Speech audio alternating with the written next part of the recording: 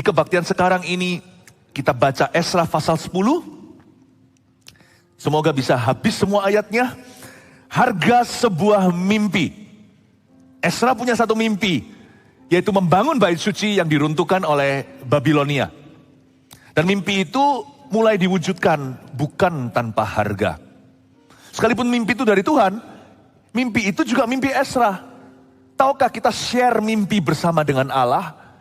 Carilah dahulu kerajaan sorga dan kebenarannya, semua ditambahkan. Berarti mimpi kita dan mimpi Tuhan merger jadi satu. Tapi dalam segala sesuatu Tuhan harus yang didahulukan. Coba lihat, Esra itu punya mimpi membangun bait suci atau melihat pulihnya kota Yerusalem. Dan sungguhan Tuhan genapi. Namun kita lihat ya, semua penggenapan firman itu juga ada peran kita di dalamnya. Harga yang kita bayar gak seberapa kalau ujungnya bersama dengan Tuhan membangun sesuatu. Mari kita baca Esra pasal 10 ayat 1 terlebih dahulu. Ini tindakan Esra terhadap perkawinan campuran. Ibadah sebelumnya saya cerita bagaimana mereka kawin sama orang yang tidak seiman. Pernikahan yang tidak dikuduskan. Langsung kita baca ayat 1. Sementara Esra berdoa dan mengaku dosa sambil menangis dengan bersujud di depan rumah Allah. Berhimpunlah kepadanya jemaah orang Israel yang sangat besar jumlahnya.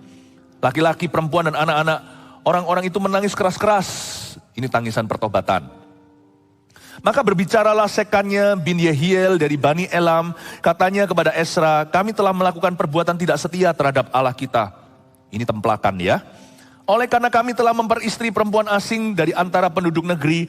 Namun demikian sekarang juga masih ada harapan bagi Israel. Marilah kita sekarang mengikat perjanjian dengan Allah kita, bahwa kita akan mengusir semua perempuan itu dengan anak-anak yang dilahirkan mereka, menurut nasihat Tuhan dan orang-orang yang gemetar karena perintah Allah kita. Dan biarlah orang bertindak menurut hukum Taurat.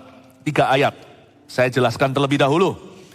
Ibadah sebelum ini tadi diberi judul selesaikan masalah dosa. Panjang lebar secara detail saya kupas di ibadah sebelumnya. Dosa itu gak seperti yang kita kira, jangan lalu kita lakukan.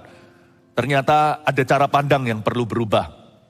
Singkat cerita, Esra dan kawan-kawannya sudah berhasil membangun bait suci. Ketika sukses terjadi, bahaya tiba. Jangan kira kalau kita ngalami masalah itu, kita dalam bahaya. Masalahnya adalah setelah kita keluar masalah, kita cenderung lupa. Waktu yang paling rawan adalah ketika doa kita dijawab, atau ketika kita mengalami mujizat. Demikian pula ketika kita menerima berkat. Pada waktu itu terjadi, orang Israel kompromi dan mereka mulai dosa kanan kiri. Inilah konteksnya sebelum pasal 10. Dan di pasal 10 ini kita melihat akhir biografi Esra, tapi belum berakhir hidupnya. Esra itu masih hidup sekian lama, setelah itu masuk momentum Nehemia. Tahukah Anda, dalam mewujudkan mimpi hidupmu, Anda gak sendirian. Nanti akan ada estafet seperti setelah Anda, baik itu anak keturunan sendiri atau anak rohani. Pokoknya Tuhan selalu meletakkan, menaruh orang sebelum dan sesudah kita. Kita itu gak pernah sendirian dalam kerajaan Tuhan. Kerajaan Allah bukanlah kerajaan yang kesepian. Never think that God's plan for your life only includes you. Jangan pernah berpikir bahwa rencana Allah yang begitu besar atas hidupmu hanya ada Anda seorang dalam rencana itu. Setelah Esra nanti Nehemia. Nah mari kita sekarang melirik hari-hari terakhir Esra yang tercatat dalam biografi atau autobiografinya. Karena Esra lah penulis Esra. Langsung masuk lompat di episode ketika orang Israel sudah dimarahi sama Esra. Lu orang kok gitu sih? Mulai dengan roh mengakhiri dengan daging. Sangat mencengangkan apa yang orang-orang Israel hendak perbuat. Susah payah dapat berkat. Berkat datang, mereka murtad. Gimana sih? Itu kayak pesan atau kita itu bangun rumah bagus-bagus, ngutang bank lagi. Setelah rumah jadi, nggak ditinggali. Gimana sih? Seperti itulah perasaannya kalau orang itu mengakhiri dengan daging, sementara dia memulai dengan roh. Sementara Esra berdoa dan mengaku dosa. Ini Esra mulai mengaku dosa. Orang-orang Israel mulai kumpul ini. Dan mereka semuanya mulai gemetar. Mereka tahu mereka salah, mereka bertobat. Puji Tuhan, kerajaan Tuhan adalah kerajaan yang mengizinkan pertobatan. Bukan kerajaan sempurna. Allahnya sempurna, bukan kita yang sempurna. Pertobatan itu restorasi, memulihkan hubungan kita yang rusak dengan Allah dan sesama. Asal pertobatan itu harus sungguh-sungguh. Pertobatan tidak berujung pada penyesalan. Pertobatan berujung pada sesuatu yang lain, nanti saya jelaskan. Kita lihat ayat pertama, sementara Ezra berdoa dan mengaku dosa. Sambil menangis dengan bersujud di depan rumah Allah, berhimpunlah kepadanya jemaah orang Israel yang sangat besar jumlahnya. Perhatikan kata dengan bersujud di depan rumah Allah. Kata bersujud di situ itu artinya throwing oneself repeatedly at God's feet. Kata bersujud atau berlutut di situ itu bukan berlutut sekali saja atau sekali-kali. Kata bersujud di depan rumah Allah, kali ini dalam pertobatan. Demikian pula kalau kita mau mewujudkan mimpi kita dengan Tuhan, gak cukup kita berlutut sekali-kali atau kadang-kadang. Tapi harus repeatedly, berulang kali dan terus sekali. Kata bersujud di sini punya konotasi melemparkan diri sendiri berkali-kali, tak bisa dihitung lagi. Saking seringnya tak terhitung pula. Berkali-kali ke kakinya Allah. Itu maksudnya bersujud di sini. Kalau kita mau menggenapi mimpi dan mewujudkan mimpi kita yang besar, apapun itu, dalam perusahaan Anda, pekerjaan, masa depan, keluarga, untuk keturunan Anda, anak-anak sendiri, atau untuk pelayanan dan gereja. Whatever it is, saya ngomong secara global dulu. Kalau kita mau mewujudkan mimpi whatever, gak bisa tidak, Anda harus mengadopsi satu lifestyle baru, gaya hidup baru kalau Anda belum begitu. Mau gak mau, Anda pasti menemukan dirimu berkali-kali melemparkan diri sendiri ke kakinya Yesus. Mimpi itu tidak digenapi di atas kaki kita, tapi di atas lutut kita. Mimpi yang dari Tuhan harus digenapi di kakinya Tuhan. Kali ini karena pertobatan, konteksnya aja beda. Kalau pertobatan apalagi, namanya kita itu dalam mengarungi kehidupan kan berkali-kali berbuat salah. Kalau salah ya cepat kejar Tuhan lagi.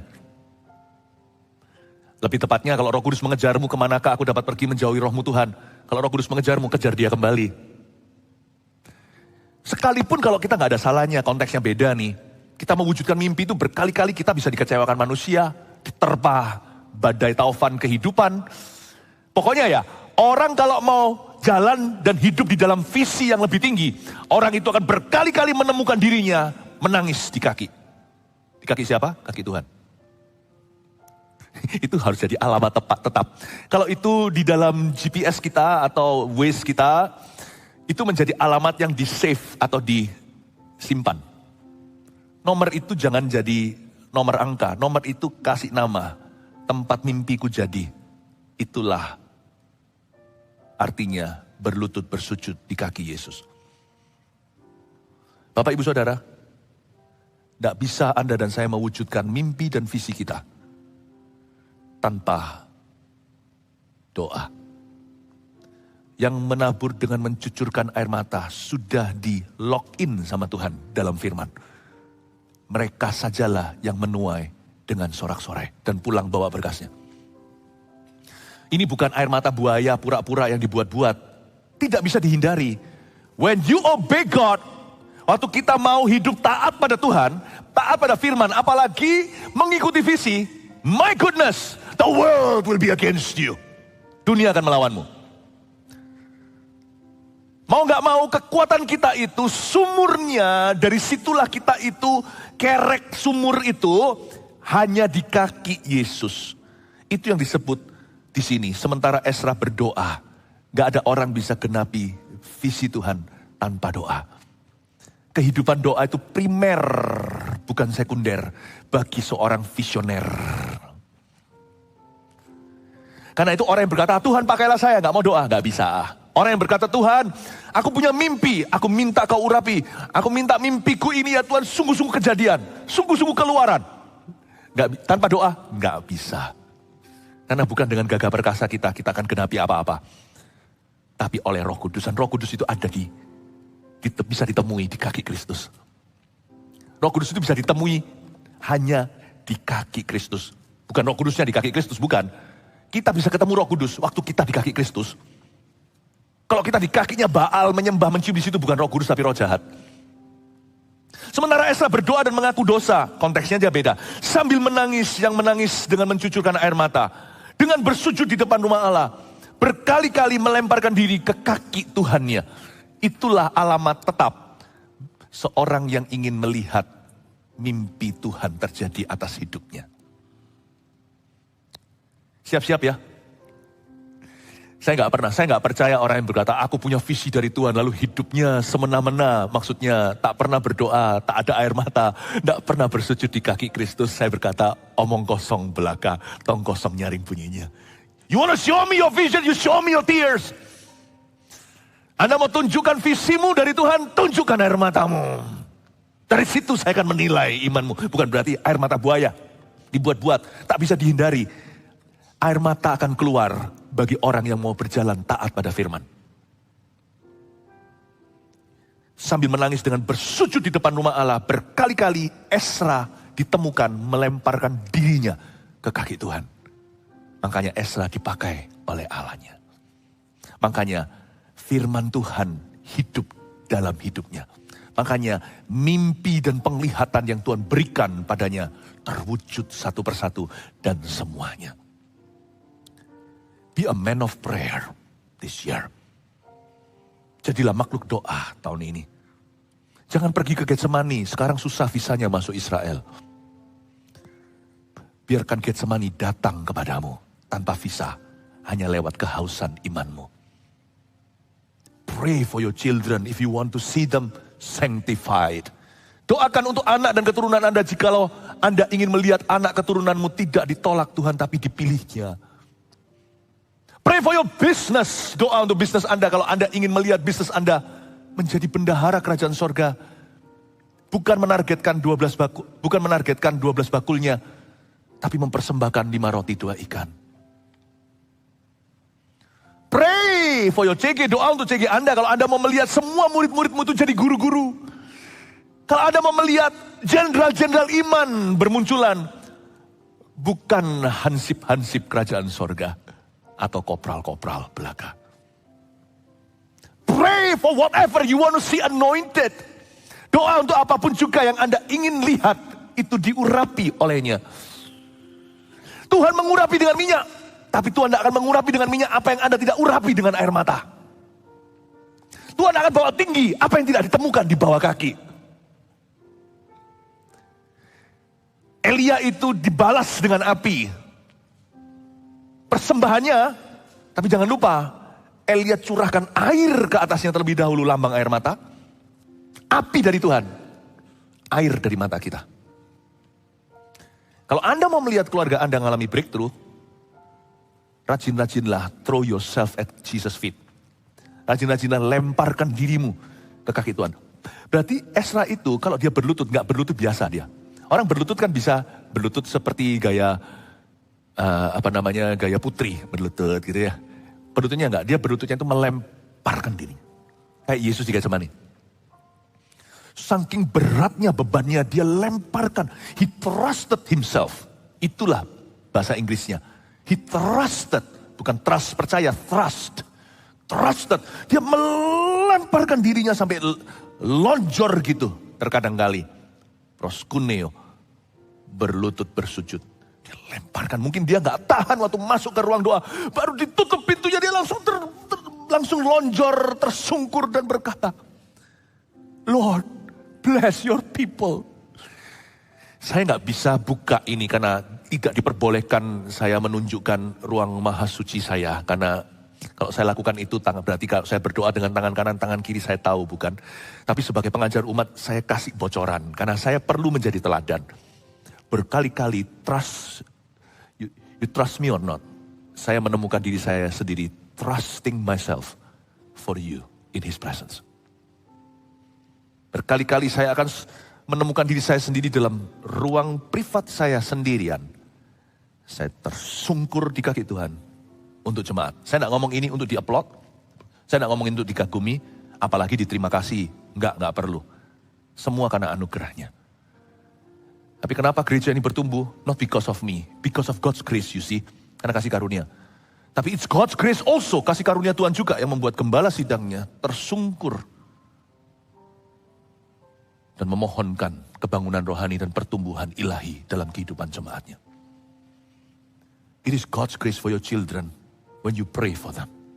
Itu kasih karunia Allah atas anak-anak Anda, atas company yang Anda pimpin, atas orang-orang sekeliling Anda, teman-teman, rekan-rekan yang sudah percaya atau belum, atas saudara seiman yang Anda pengaruhi. Itu adalah kasih karunia Allah kalau ada seorang di antara kita yang tersungkur di hadapan Tuhan, melemparkan dirinya ke kaki Yesus. Bukan sekali, bukan sekali-kali, berkali-kali sampai tak terhitung lagi. Itulah rahasia kebangunan rohani. Itulah rahasia berkat mujizat. Jangan cerita sama keluarga saat teduh, berapa kali saya tersungkur karena mereka. Anda kira dari mana semua hikmat marifat itu kalau bukan dari belas kasihan? Apa karena saya hebat? Apa karena saya maha tahu di situ orang sakit apa segalanya? No. God reveals. Tuhan mewahyukan ketika Anda menyerahkan hatimu. God only reveals, dalam bahasa Inggrisnya gini. God only reveals when you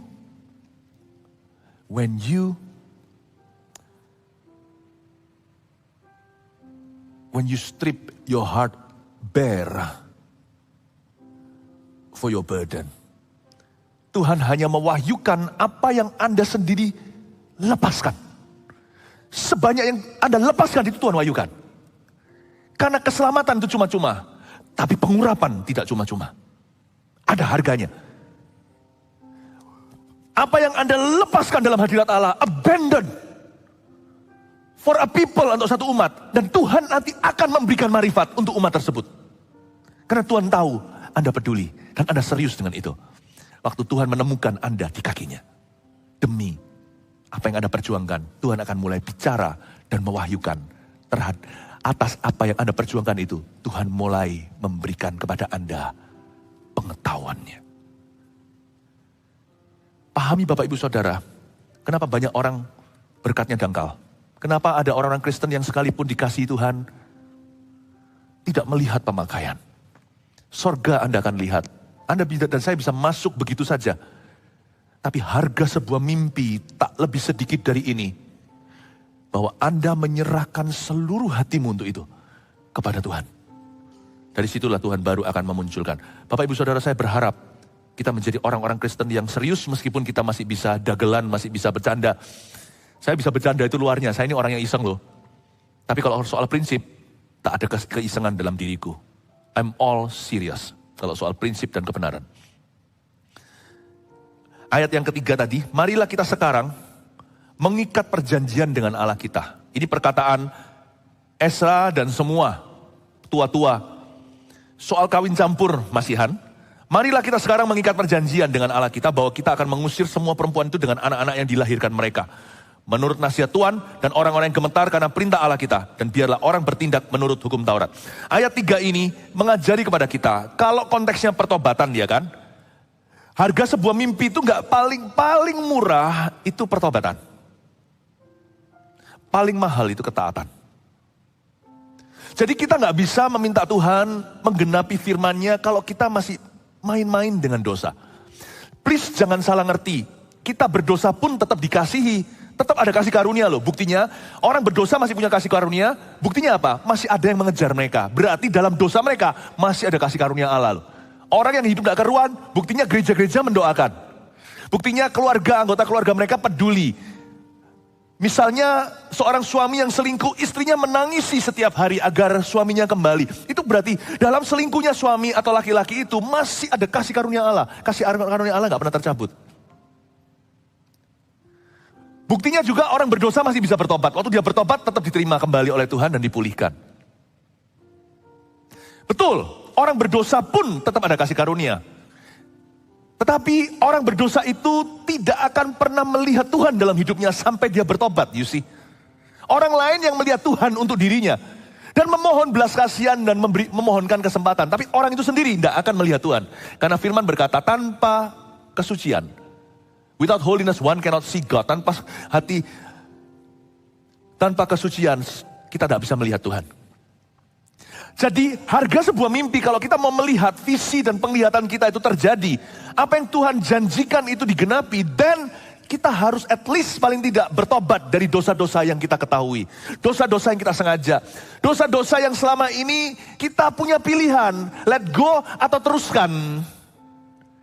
Lain cerita kalau sesuatu yang tidak disengaja, sekali-kali kita buat salah, itu kan memang pembelajaran namanya kekudusan, kesucian itu juga proses kehidupan. Kita dibentuk, gak sengaja ngomong sesuatu, dan itu salah, akhirnya salah paham terjadi. Tapi kalau menggosip dengan sengaja, memfitnah apalagi sesuatu yang berencana, seperti zamannya Yesus pada waktu bangkit dari kubur, itu ahli Taurat gak mau bertobat, malah bayar perwira-perwira Itali, bayar tentara-tentara untuk menciptakan sebuah dusta yang fresh dan segar bahwa tubuh Yesus itu dicuri pada malam hari.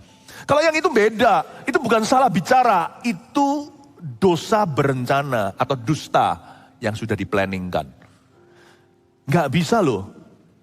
Gak ada mimpimu akan terjadi dalam Tuhan itu, gak akan. Yang ada hanya kutukan. Selain apabila jikalau kita bersungguh-sungguh bertobat dari dosa yang kita ketahui dan sengaja. Harga termurah sebuah mimpi menjadi permulaan atau kartu perdana. Tuhan mulai berjalan untuk menggenapi sesuatu di hidupmu. Atau membangun sesuatu dengan dirimu. Adalah pertobatan. Ujung pertobatan ternyata bukan penyesalan. Orang bilang bertobat itu menyesal. Kalau gitu, bagaimana dengan Yudas Iskariot? Yudas itu menyesal, tapi bukan bertobat. Ujung daripada penyesalannya adalah dia gantung diri atau bunuh diri. Ternyata orang menyesal gak tentu bertobat. Kalau Anda baca, penyesalan Yudas itu cukup genuine atau cukup tulen. Dia melihat Yesus dianiaya, dia gak enak hati. Dia berkata, aduh salah aku menyerahkan orang yang tak bersalah. Saya telah menyerahkan an innocent man, itulah bahasa Inggrisnya. Orang ini innocent. Lalu dia kembali ngomong begitu sama orang-orang yang beli Yesus dari dia dengan 30 perak itu. Dia bilang, aku salah.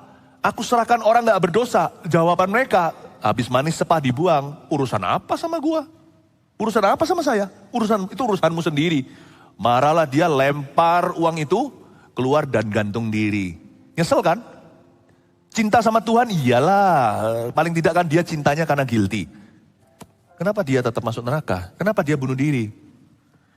Siapa bilang penyesalan itu pertobatan? Ada satu orang lagi yang nyesel. Tapi penyesalan dia itu berujung pada ketaatan. Ketika Tuhan berkata, feed my sheep atau beri makan domba-dombaku, dia jadi hamba Tuhan. Lebih tepatnya, dia melakukan yang Tuhan kehendaki. Dia memberi makan domba-domba dan dia menyerahkan hidupnya bukan karena jadi pendeta atau apa. Memang dia seorang rasul. Tapi dia akhirnya melakukan pekerjaan Tuhan dan berhenti melakukan pekerjaannya sendiri. Ini bukan bicara soal profesi. Ini bicara tentang urusan pribadi, tapi dia sekarang mencari kerajaan Allah di atasnya. Petrus namanya. Nggak kalah heboh loh. Yudas itu kan mengkhianati dengan menjual Yesus. Petrus dengan mengutuki Yesus. Kalau Anda baca di halaman pelataran, ketika Petrus ketemu dengan beberapa orang di perapian sambil menunggu apa yang terjadi dengan Yesus, 3 kali kan dia ditegur, iya kamu itu orang Galilea, logatmu itu loh, medoknya. Petrus coba Anda baca, maka Petrus sumpah serapah tidak kenal Yesus, berarti semua anjing hewan muncul semua. F word, B word semua keluar. Terhadap Yesus loh. Paling tidak Yudas gak menghujat. Yudas hanya menjual ini loh, cuma tunjukkan. Lalu dapat rezeki. Petrus itu mengutuki Yesus. Nyesel dia. Dosanya unda-undi 11-12 sama Yudas. Tapi penyesalan Petrus berujung pada ketaatan. Tulis ini. Dari ayat ini kita tahu. Pada waktu para tua-tua itu ditegur. Mereka berkata, marilah kita sekarang mengikat perjanjian dengan Allah kita. Ini tidak akan bangun mimpi, ini justru bawa kutukan. Mari kita sekarang mengikat perjanjian dengan Tuhan, bahwa kita akan, saya suka kata kita akan, karena ujung pertobatan itu bukan penyesalan. Ujung pertobatan itu bukan pengampunan. Diampuni? Ya, pastilah, itu sudah proses Tuhan. Itu gak usah digurui, Tuhan Yesus tahu sendiri. Tulis ini, ujung pertobatan bukan pengampunan. Dari sisi kita, dari sisi Tuhan jelas-jelas pengampunan. Dari sisi kita, ujung pertobatan adalah ketaatan. Kalimat itu loh, marilah kita sekarang bahwa kita akan. Jangan ngaku-ngaku tobat kalau tidak berubah. Nyesel aku pacarannya gak genah. Misalnya, anak muda yang belum menikah. Ya udah, mulai hari ini reformasi cara pacaran Anda. Paling gampang ya untuk siram air dingin atas api hawa nafsumu adalah beritahu ortu. Beritahu orang tua buyar sudah. Pak, aku lakukan ini saat pacaran. Apalagi kalau papanya takut akan Tuhan. Kecuali celaka kalau papanya juga begitu dan berkata, ya nggak apa-apa lah, biasa lah anak muda gitu matilah. Kalau gitu jangan ke orang tua rohani. Cari orang-orang yang membuat Anda silau terhadap dosa itu. Kalau orang tuanya takut akan Tuhan, diberitahu gitu, lain kali mungkin Anda akan menyesali setelah Anda ngomong.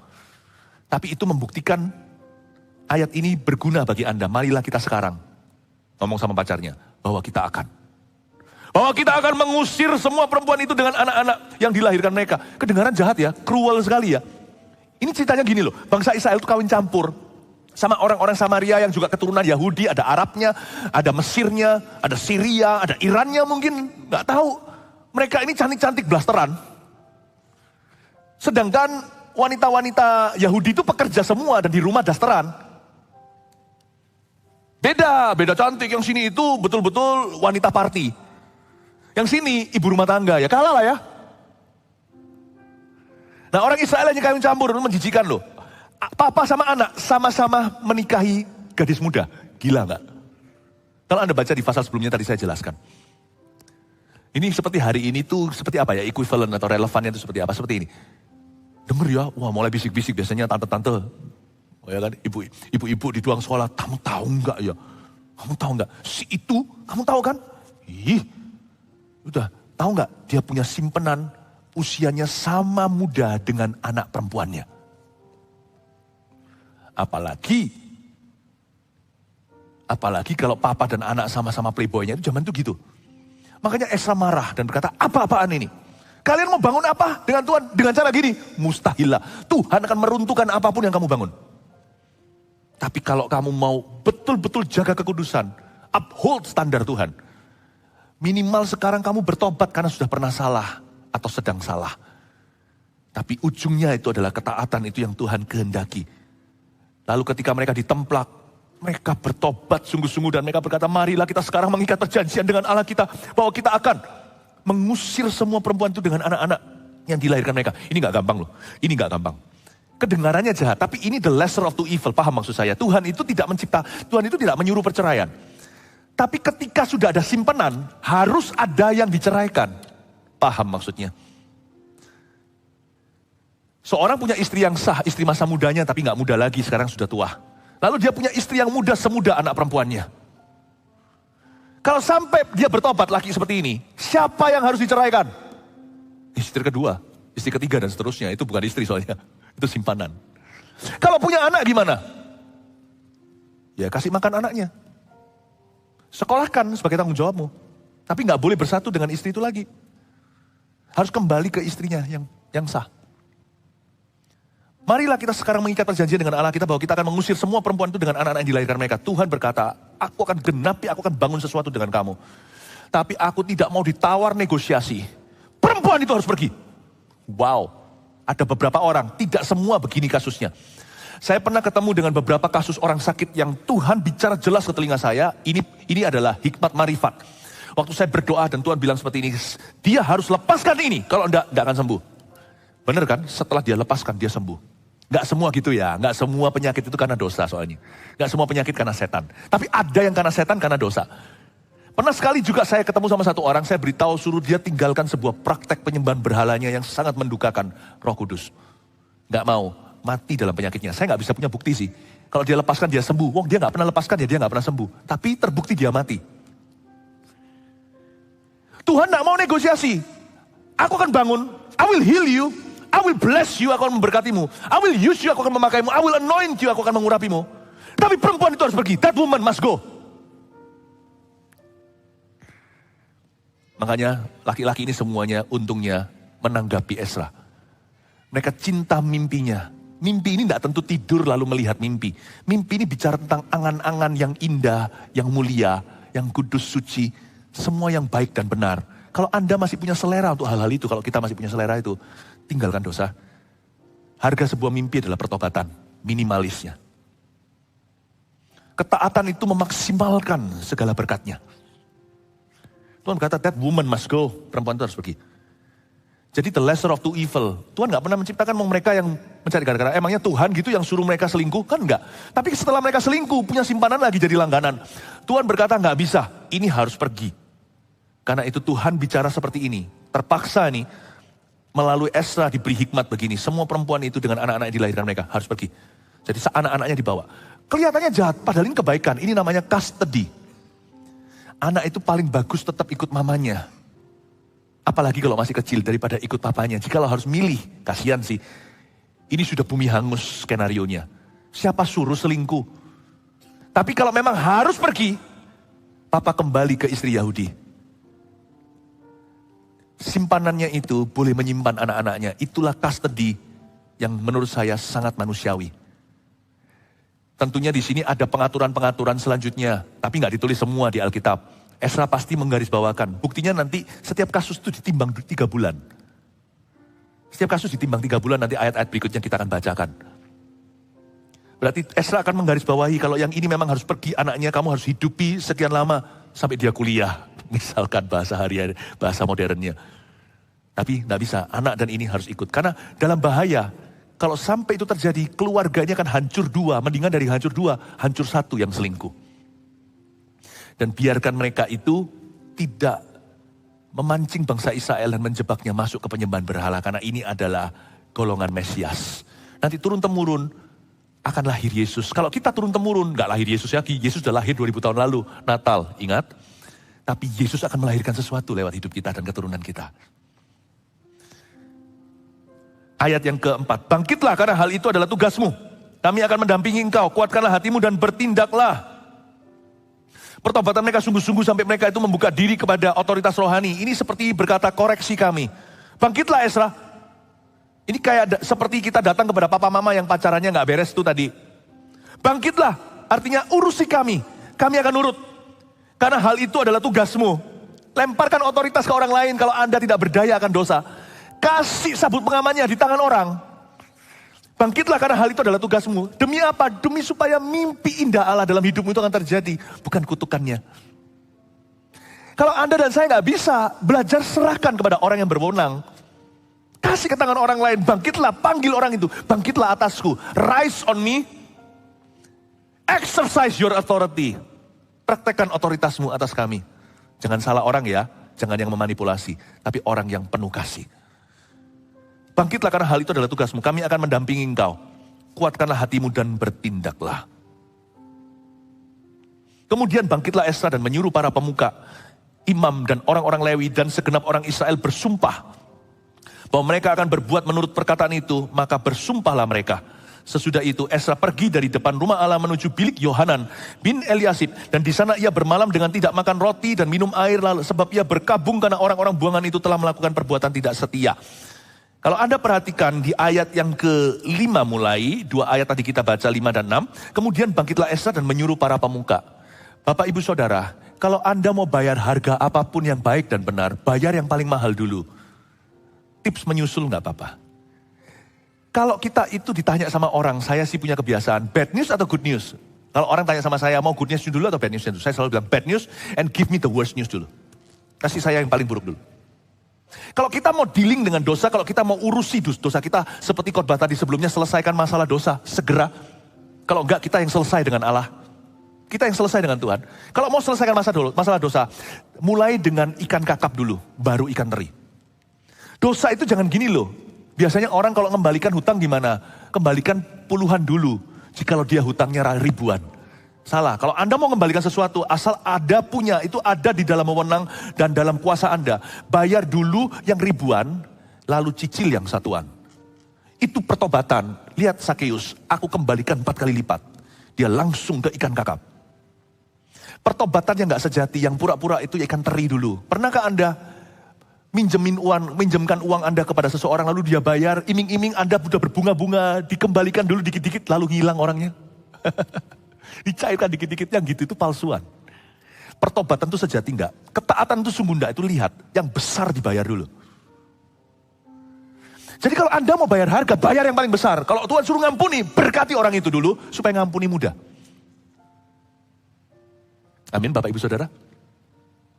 Kemudian bangkitlah Esra dan menyuruh para pemuka yang dijewer telinganya sama Esra terlebih dahulu adalah pemimpin-pemimpin mereka. Esra ini berani mengkonfrontasi, yang dikonfrontasi bukan rakyat, presiden-presidennya. Tapi ini juga berarti pintar Esra itu. Dengan demikian, dia save time, dia hemat waktu. Kalau kita itu hanyalah yang kecil-kecil, rubah-rubah kecil itu yang kita jewerin. Nanti kita sudah payah dan lelah waktu kita jewer serigalanya. Amin, Bapak Ibu Saudara. Ini sebuah prinsip rohani aja. Kalau harga sebuah mimpi itu, kalau Tuhan bilang sama Anda, harganya adalah Anda harus membangun hidup doa. Jangan tunggu minggu depan. Besok langsung berjam-jam tersungkurlah di kaki Tuhan. Bayar di depan. Kalau Tuhan suruh Anda untuk hidup kudus, jangan tanggung. Bayar itu yang mahal di depan, supaya nanti setelah itu terasa murah dan mudah. Salahnya orang adalah bayar kecil di depan sini, instalasi, cicil kredit kecil-kecil. Nanti di belakang terasa berat, lalu dia minggat. That's our mistake. When you want to pay any price, a good price, pay the largest price first. Ayat 7, lalu disiarkanlah pengumuman di Yehuda dan di Yerusalem kepada semua orang yang pulang dari pembuangan untuk berhimpun di Yerusalem. Barang siapa dalam 3 hari tidak datang, maka menurut keputusan para pemimpin dan tua-tua, segala hartanya akan disita dan ia akan dikucilkan dari jemaah yang pulang dari pembuangan. Puji Tuhan, lebih mudah. Kalau pemimpinnya sudah dijewer, rakyatnya nurut semua. Lalu berhimpunlah semua orang laki-laki Yehuda dan Benyamin di Yerusalem dalam 3 hari itu. Dalam 3 hari, semua laki-laki ngumpul nih. Ini ribuan loh ya, atau puluhan ribu. Yakni dalam bulan ke-9 pada tanggal 20 bulan itu. Bulan ke-9 pada tanggal 20 bulan itu ini bukan bulan 9-nya kalender Western, kalender yang kita pakai sekarang, ini kalender Yahudi. Bulan ke-9 tanggal 20 bulan itu adalah Desember 19. Jadi ini orang laki-lakinya kumpul semuanya itu nggak mungkin ada gedung yang bisa memuat. Berada di lapangan waktu Desember 19 ketika winter. Yerusalem itu di selatan, itu lebih dingin daripada di Yerusalem lebih dingin. Kalau winternya ya winter lah, musim dingin. Jadi bayangkan ya, dengan gemetaran kedinginan, semua pakai jaket ala kadarnya, ribuan orang datang menghadap Esra. This is a move of God. Ini gerakan Allah. Seluruh rakyat duduk di halaman rumah Allah, ayat 9b, sambil menggigil karena perkara itu dan karena hujan lebat. Ini pernah terjadi juga dalam KKR-KKR kita, tapi tentunya nggak skalanya sebesar itu. Meskipun tetap ribuan atau puluhan ribu. Ingat nggak festival kuasa Allah di Surabaya kita kehujanan? Ingat nggak festival kuasa Allah di Myanmar? Di Malaysia ketika dihembusi dengan angin yang begitu besar? Di Manado dulu bukan FKA tapi KKR. Zaman-zaman dulu waktu perintisan Gereja Mawar Sharon Manado di awal-awal tahun 2005-an. Saya masih ingat kok waktu hujan itu tiba turun. Itu orang-orang altar call. Ketika hujan itu kena ke kepala mereka itu semua mereka berbahasa lidah. Padahal di situ semua sebelum Mawar Sharon mengobarkan Injil di situ itu banyak sekali yang non karismatik. Tentunya sudah ada sih, bukan Mawar Sharon saja. Tetapi dengan adanya Mawar Sharon jadi lebih banyak lagi. Tapi saya melihat waktu itu mereka dipenuhi Roh Kudus dalam hujan. This is a move of God. You know, kalau kita tuh mau taat sama Tuhan ya, kita akan melihat manifestasi-manifestasi dan demonstrasi-demonstrasi Allah dalam hidup kita. Yang melampaui akal budi kita. Yang melampaui kemampuan kita berpikir bahwa ini mungkin, ini bisa. Sungguh loh, pembangun mimpi itu bukan kita, Tuhan Yesus. Dari sisi kita itu cuma taat, minimal bertobat. Dari sisi Tuhan itu semua yang tidak pernah kau pikirkan, telinga belum dengar, mata belum lihat. Itu Tuhan sediakan. Kayaknya kerjaannya lebih berat dari sisi sana daripada sisi kita. Sisi kita cuma taat loh, apa susahnya? Taat pun kan Tuhan yang kasih kekuatan, bukan kekuatan kita. Saya bisa ngampuni, karena Tuhan udah ngampuni saya dulu. Saya bisa dikuduskan karena saya punya Roh Kudus. Saya bisa pikiran kudus, saya punya Roh Kudus. Tinggal saya pilih aja untuk menolak pikiran mentah-mentah, pikiran-pikiran yang tidak kudus, yang menerpa otakku. Ayat 10, maka bangkitlah Imam Esra lalu berkata kepada mereka, kamu telah melakukan perbuatan tidak setia karena kamu memperistri perempuan asing dan dengan demikian menambah kesalahan orang Israel. Tetapi sekarang mengakulah di hadapan Tuhan Allah nenek moyangmu dan lakukanlah apa yang berkenan kepadanya dan pisahkanlah dirimu dari penduduk negeri dan perempuan-perempuan asing itu. Sekali lagi ayat 11 ini peneguhan kembali bahwa ujung daripada pertobatan itu bukan pengampunan dari sisi kita tapi ketaatan. Karena di sini sisi kita itu bertobat mengaku di hadapan Tuhan itu cuma 1/4. Berikutnya lakukan apa yang berkenan. Pisahkan dirimu dari penduduk dan perempuan asing itu. 1/3. kalau pertobatan itu 3/3, 1/3 itu pengakuan, 2/3 itu kelakuan. Lalu seluruh jemaat menjawab dan berseru dengan suara nyaring, sesungguhnya adalah kewajiban kami melakukan seperti katamu itu. Tetapi orang-orang ini besar jumlahnya. Dan sekarang musim hujan. Cengli, masuk akal. Ini orang-orang responnya. Ribuan itu ada yang teriak begini. Sesungguhnya adalah kewajiban kami melakukan seperti katamu itu. We agree, kami setuju. Tetapi orang-orang ini besar jumlahnya, puluhan ribu. Dan sekarang musim hujan, pastor. Gitu mereka bilangnya begitu. Sehingga orang tidak sanggup lagi berdiri di luar. Lagi pula, pekerjaan ini bukan perkara sehari 2 hari. Karena dalam hal itu kami telah banyak melakukan pelanggaran. Masuk akal sih. Mereka minta waktu. Ini permintaan waktu bukan mengulur waktu untuk lari. Ini permintaan waktu untuk membereskan diri. Jadi sebenarnya Tuhan itu maha murah hati. Kalau kita minta waktu, Tuhan kasih loh. Aku minta waktu untuk selesaikan bad habit ini. Tapi kita harus konsekuen. Tuhan itu seperti orang. Kalau kita ngomong A ya A. Manusia kan gak gitu ya. Kita tuh lucunya sama Tuhan itu, kita tuh menganggap Tuhan itu seperti apa saya gak tahu. Kalau kita bisa orangkan orang, coba orangkan Tuhan dong. Bukan berarti Tuhan itu manusia. Orangkan Tuhan itu gini loh. Paling tidak Yesus pernah jadi manusia dan tetap Yesus itu dalam tubuh kemuliaan manusia yang dibangkitkan. Kalau kita sama Tuhan itu kan gini ya. Kita doa ya. Tuhan, gini, terima kasih Engkau mendengarkan. Sungguhan. Terima kasih Engkau akan menjawab hati kami percaya Tuhan Yesus firman-Mu itu benar. Oke, kalau Anda sudah meyakinkan Tuhan bahwa Anda yakin. Kalau Anda sudah berkata Tuhan, aku yakin. Lalu kita amin. Jangan terus tanya. Didengar gak ya doaku? Loh, gimana sih? Kok pelin-pelan? Saya kalau ngomong sama satu orang, profesional aja. Sama Tuhan juga profesional aja. Kalau saya ngomong sama orang janjian jam 4, terus orang itu nanti, pernah nih, saya dulu pernah seperti itu. Janjian sama orang itu di gereja jam sekian. Waduh, setelah itu saya gak mau janjian sama orang ini lagi. Setelah jam 4 misalnya, dia gak datang. Sungguhan gak datang. Saya telepon kan. Dia bilang, ya kan saya kira pasti Pastor Philip sibuk kalau hari Minggu kan ketemu jemaat. Loh, jangan asumsi dong. Kalau saya udah ngomong jam 4, you sudah bilang jam 4, kita sudah agree tanpa shake hand, gak perlu kita jabat tangan. Kalau kita sudah bilang jam 4, kita ini orang dewasa, kita ini bukan anak kecil. Kalau sudah ngomong jam 4, saya sibuk gak sibuk itu urusanku. Kalau sudah amin itu sudah agree. Lu kok gak ngorangkan orang, saya gak marah sama dia. Saya bilang, lu Pak saya tegur. Saya bukan orang yang simpan di belakang lalu ngomong di belakang orang. Saya bicara di depan tanpa kasar tapi tegas. Saya bilang sorry, gini ya. Kalau saya, dalam hemat saya, kalau saya sudah janji sama orang, saya tepati Pak. Kalau memang terlambat misalkan setengah jam, ya sudahlah. Orang Indonesia, padahal ini orang dari luar negeri. Ini terjadinya 20 puluhan tahun lalu. Jadi sekarang saya bisa bicara, toh nggak tahu. Saya bilang, kalau saya begitu, too bad. Saya bilang too bad kalau Anda, gitu. Saya sudah tunggu dari tadi, saya sudah sediakan waktu. Jadi saya beritahu sama dia, oh ya gitu, nggak sorry aja nggak? Ya kan saya kira Pastor Philip pasti sibuk segalanya. Saya langsung tegas beritahu, kalau bisa Bapak jangan mengira-ngira.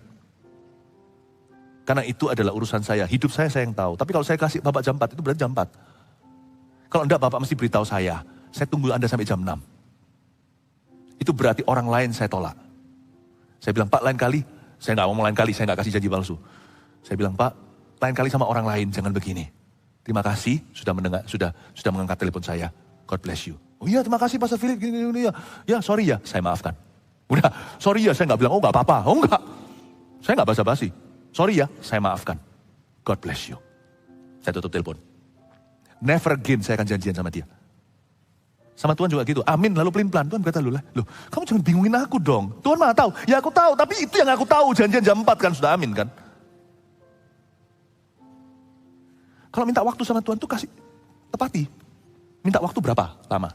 Lalu setelah itu apa? Ngomong sama Tuhan tuh plannya harus jelas. Prayer should be intelligent, you see. Kita gak perlu intelektual, pintar. Tapi prayer, doa itu harus well thought of, harus terpikirkan. Prayer itu doa gak boleh asal-asalan. Bahasa roh itu gak bisa kita ngerti artinya. Tapi doa akal budi, kita harus tahu artinya. Kita harus mengerti jam 4 ya jam 4. Kalau kita bilang sama Tuhan perlu waktu, ya kasih waktu. Kalau gitu Tuhan akan beritahu, ternyata dikasih loh waktu sama Tuhan. Tepatnya di sini 3 bulan.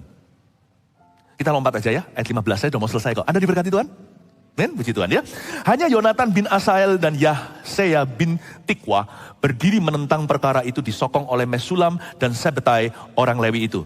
Tapi mereka yang pulang dari pembuangan melakukannya. Maka Imam Esra memilih beberapa orang, kepala-kepala kaum keluarga masing-masing untuk kaum keluarganya. Semuanya dengan namanya disebut pada hari pertama, bulan ke-10, mereka bersidang untuk menyelidiki perkara itu. Ada 4 orang saja yang menjadi oposisi, yang tidak setuju sama Esra.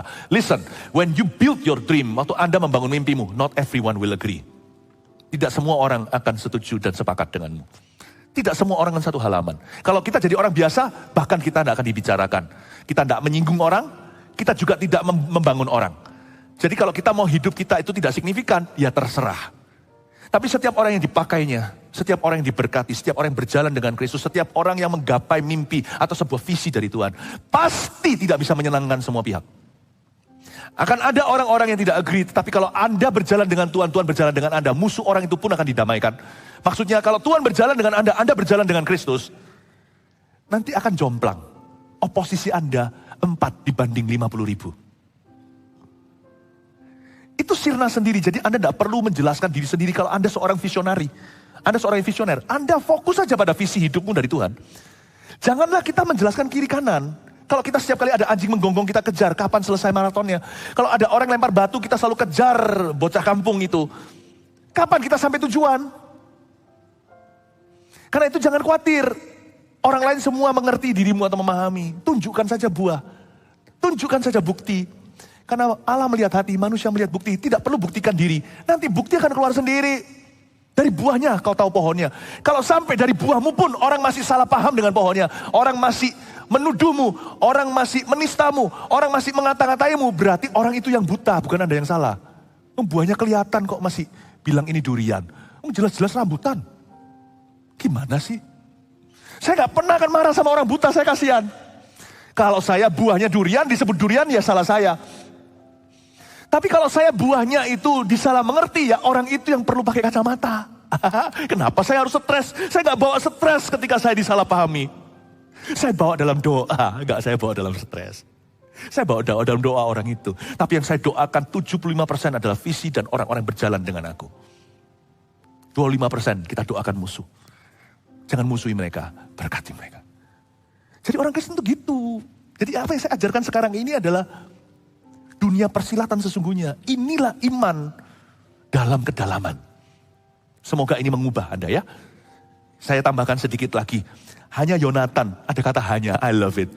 Cuman Yonatan, Yaseya 2, Mesulam 3, Sabetai 4. 4 orang itu kayaknya gak setuju sama Esra karena alasan pribadi deh. Mungkin mereka sendiri beristri wanita-wanita yang tak seiman itu. Atau mungkin mereka itu kasihan, mereka itu mencoba. Mereka sendiri gak beristri itu mungkin. Mereka mungkin melindungi seseorang yang beristri demikian. Kalau sudah darah daging sendiri yang begitu, ya pastikan kompromi dia standarnya. Mungkin ya. Atau mungkin mereka ini orang-orang yang sok baik, merasa kayak Esra kok cruel, kok jahat sih. Orang-orang yang universal kemanusiaan tapi gak bisa menerima kata-kata Yesus seperti barang siapa mau mengasihi aku, ia harus membenci ayah ibunya. Itu bukan berarti benci. Itu berarti mencintai Tuhan sebegitu rupanya dibandingkan dengan cinta kita pada manusia itu seperti benci dan kasih. Ini orang-orang yang gak bisa menerima kata-kata Yesus, aku datang membawa pemisahan. Musuh orang itu adalah orang-orang dalam keluarganya, itu bukan berarti kita disuruh memusuhi. Tetapi kita otomatis akan dimusuhi kalau kita mau sungguh-sungguh. Paling tidak kita bisa dicibir. Ini orang-orang yang gak bisa terima, orang-orang yang berkata, Tuhan gak akan ada neraka lah. Tuhan itu kan baik, mana mungkin manusia akan diizinkan ke sana. Lalu apa gunanya Yesus mati? Yesus mati iseng dong. Bisa ada, bisa enggak. Yesus hanya dekorasi dong. Ngapain anak Allah mati kayak gitu kalau gak ada neraka? Orang-orang seperti ini akan ada sih. Orang-orang yang sok baik, orang-orang yang sok positif, orang-orang yang sok wise. Itu akan ada di dalam hidupmu ketika Anda membangun mimpi dan visi dari Tuhan. Dan orang-orang ini akan selalu berkata, aku netral, aku enggak ini. Masih ada yang kayak gitu. Jangan apa-apain, biarin mereka, nanti mereka ngikut-ngikut sendiri suatu hari. Amin ya. Dikit lagi ya. Ayat 17, dan mereka menyelesaikan segala urusan mengenai orang yang memperistri perempuan asing itu pada hari pertama bulan pertama. Hari pertama bulan pertama ini bukan Januari. Dari sini ini adalah Maret 27. Jadi Desember 19 mereka itu ngumpul di lapangan. Maret 27 keputusan. Mereka minta waktu kan? Dapat 3 bulan. Setiap kasus diuji ditimbang 3 bulan waktunya. Tuhan itu tidak gegabah. Membangun mimpi itu semua ada fondasinya. Karena itu Bapak Ibu Saudara, janganlah kita itu ngeflow ke syera-syera. Jangan kita tuh berkata, kita ngalir sama Roh Kudus. Gimana kita bisa ngalir kalau kita gak bisa jalan sama Roh Kudus? Orang yang bisa jalan sama Roh Kudus baru bisa ngalir. Orang yang ngaku-ngaku bisa ngalir gak jalan, saya gak percaya. Tapi orang yang jalan dengan Roh Kudus, pasti ketika dibutuhkan dia bisa ngalir. Miliki perencanaan tiap hari, suksesmu nanti, membangun mimpi dan visimu dari Tuhan. Tidak bergantung dengan visi tahunan, tapi bergantung dengan agenda harianmu. What do you do tomorrow? Besok sudah ada jadwal gak? Saya ada. Besok saya udah janji sama istri saya mau ngajak istri saya keluar. Berdua. Waktunya saya istirahat dong, masa 5 kali khotbah. Saya punya planning. Selasa, Rebu nanti apa, saat teduh dan sebagainya, saya ada. Orang yang mau sukses dalam Tuhan, membangun mimpi whatever visi yang Tuhan beri, orang itu gak bergantung dengan visi tahunan. Mimpi penglihatan itu bukan angan-angan. Bagi saya itu tahunan, lalu saya jalan ke sana itu 365 langkah. One step per day. Kadang bangun keluarga, kadang bangun ini ministry, harus balance, jelas. Saya dorong Anda untuk punya planning. If you don't plan, you already fail. Nanti ujungnya bukan menggenapi tahun mimpi dan penglihatan. Tapi tahun ini hanya bermimpi. Tidak digenapi. Di antara kaum imam yang memperistri, perempuan asing terdapat, bla bla bla bla bla bla bla bla semuanya. Udah saya lompati. Ayat terakhir, wow puji Tuhan lo mengikuti saya sampai 10 pasal. Haleluya, kasih tepuk tangan dulu untuk Tuhan dan untuk semua Anda. Sedikit overtime dikit ya gak apa-apa. Berikutnya gak ada ibadah kok. Berikutnya langsung doa semalaman. Ayat 44, dengan ini selesai. Mereka sekalian mengambil sebagai istri perempuan asing. Maka mereka menyuruh pergi istri-istri itu dengan anak-anaknya. Endingnya kok gak enak ya. Memang cut off di sini. Lalu Nehemia, Anda baca gak di Alkitab Anda? Next Nehemia. Setelah kejadian ini, Esra terakhir kali ngotot mereka suci. Ya, setelah itu, mereka ngotot. Setelah itu sampai Nehemia 1. Itu ada 13 silent years, 13 tahun diam, sunyi senyap. Esra tak terdengar. Nah, Esra muncul lagi nanti di Nehemia, tapi bukan sebagai lakonnya, tapi Nehemia sebagai lakonnya. Tapi saya kagum sama Esra, 13 years later, 13 tahun kemudian. 13 tahun kemudian, dia orangnya tetap sama. Tetap naluri sucinya, membangun visinya, gak berubah. Tetap sama. Saya bersyukur, yang gini tuh harus orang lain lihat. Saya baru kembali dari Semarang. Di Semarang ada satu jemaat yang dahulu kala zamannya Pastor Muro merintis gereja di Salatiga. Waktu kita semua masih sinyo-sinyo. Waktu bahkan belum namanya GMS waktu itu, Gereja Mawar Sharon. Itu ada satu jemaat pendiri gereja itu dari awal. Saya gak tahu waktu akhirnya companion yang jadi hospitality, yang menjadi supir ngantarkan saya itu mereka suami istri. Lalu cerita begini-begini. Lalu mereka lucu, kok Philip dulu kalau itu ya kurus kering gitu lompatnya tinggi. Sekarang hati-hati lututnya aku katanya. Lalu dia berkata, tapi satu hal yang kami sering kali rasakan adalah apinya tetap sama. Tetap berapi-api. Saya bersyukur. Itu bukan 13 tahun lalu, itu puluhan tahun lalu. Oh ternyata masih iya. Saya gak bisa nilai sendiri dengan objektif. Perlu orang lain untuk menilainya. Tanya sama orang lain, Anda masih sama enggak? Atau lebih baik? Cuman ada satu hal yang lucu juga, mau buat tersinggung ya bisa, buat bangga juga bisa, tergantung dari sisi mana. Dia berkata, dulu kok Philip kalau khotbah itu berapi-api tapi kita gak ngerti. Langsung gitu. Saya bilang, turunkan aku di sini, aku nge-grab saja gitu ya. Enggak, tapi menurut saya itu juga masukan yang baik. Dia berkata gini, tapi sekarang kami diberkati dengan pengajarannya. Tapi apinya tetap sama. Oh haleluya, saya bersyukur, doakan terus ya. Nanti sampai Tuhan datang atau sampai saya mati, tetap sama orangnya. Saya belajar dari Esra. You gimana? Anda gimana? Satu hal lagi terakhir ya, lalu kita selesai ya. Kalau Anda baca tadi itu nama-nama yang kita lompati. Saya temukan, saya hitung-hitung, gak usah Anda wis. Yang gitu-gitu biarkan gurunya aja, yang muridnya tinggal terima mentah. Itu save your time supaya Anda bisa kerja. Only 114 pagan wives. Hanya 114 istri-istri Samaria dan blasteran ini. 114 saja yang menolak, maksudnya bukan yang kawin campur bukan sebanyak, tapi 114 saja yang menolak untuk embrace. Mereka itu sebenarnya diberi kesempatan untuk merangkul iman Yahudi, tapi 114 itu istri pertama yang bukan orang Israel itu, yang istri kedua justru otomatis sudah pasti harus dipegat. Istri pertama dari itu 114 yang tidak mau yang menolak Allah Israel, Yahweh di perjanjian lama. Meskipun itu kecil, diurusi sama Esra.